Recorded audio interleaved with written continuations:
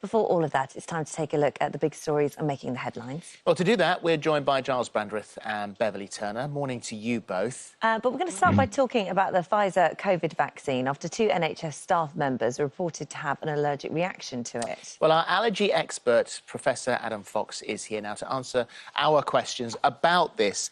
Good morning, Professor Fox. Very nice to talk to you. We've always come to you for all things allergies, and so this was a very important one. As soon as we saw this, we realised that we had to talk to you.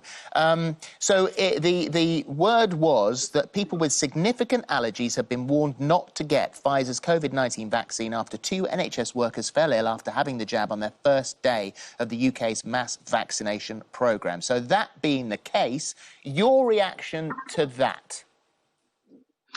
Well, we know that allergic reactions to vaccines happen. They happen to the flu jab, they happen to a whole range of different vaccinations. So it's not an enormous surprise that these are happening. There were allergic reactions in the safety studies that carried out beforehand. So this is something the regulator was aware of. And always, whenever somebody's giving vaccinations, there's always advice that there needs to be the facilities to deal with an allergic reaction when it happens. And so I just wanted to ask you, because it says they were understood to have had an anaphylactoid reaction. Now, we spoke about anaphylaxis, anaphylactic shock. What's the difference between those things? Anaphylactoid is sort of an old-fashioned term. To be honest, we don't really use it in allergy so much anymore. And you'll notice that the guidance that came out late last night has changed that terminology just to avoid any confusion. What really they're referring to is anaphylaxis. So that's a severe allergic reaction. It's potentially nasty and life-threatening. It requires urgent attention. And it's an allergic reaction that involves either your breathing or your circulation. So either includes wheeziness, tightness of the chest, or feeling that you're getting dizzy, confused, lightheaded. And the treatment is immediate administration of adrenaline. And that's why the MHRA have rightly just emphasised again to everybody giving the vaccines that there needs to be adrenaline immediately available for everybody having the vaccine, just in case of a rare event happening. But this is, as you say, a rare event. It happens with other vaccines. What would you say was a significant allergy? I mean, I'm allergic to, we've discussed this before, I'm allergic to bee and wasp stings. So when I have it, and I will, regardless, when it's my turn, do I need to worry? What's significant? It's really tricky, isn't it? Because we know, for example, that if you've had a mild reaction in the past, it doesn't mean you can't have a more severe reaction later. But I think the very sensible line that the MHRA have taken and what they've advised is that we consider that you shouldn't have the vaccination if you've had what they describe as an immediate onset anaphylaxis. So they're using that term anaphylaxis. So severe reactions that have included either problems with your breathing or problems with your blood supply. If that is the case and you were due to get a vaccination, then you might find that somebody comes to have a chat with you beforehand and just really clarifies your allergic history.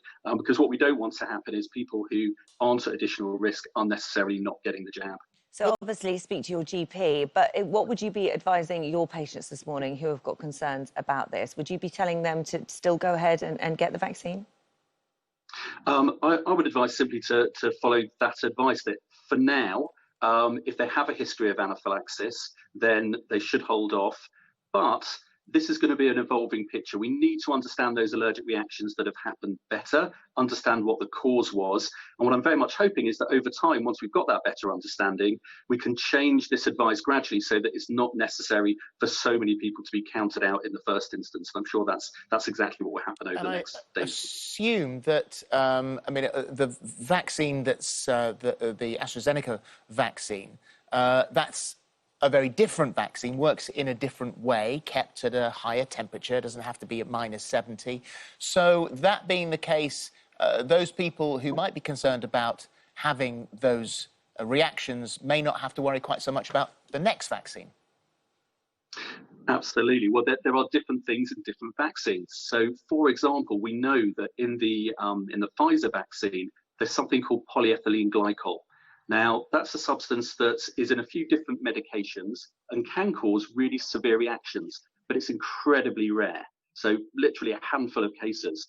But certainly if you know that you've got a problem with polyethylene glycol, it's also known as macrogol, or if you've had allergic reactions to a range of medications and nobody's really been able to pin down why you've been having that, then that's definitely something to flag up. to be really careful about.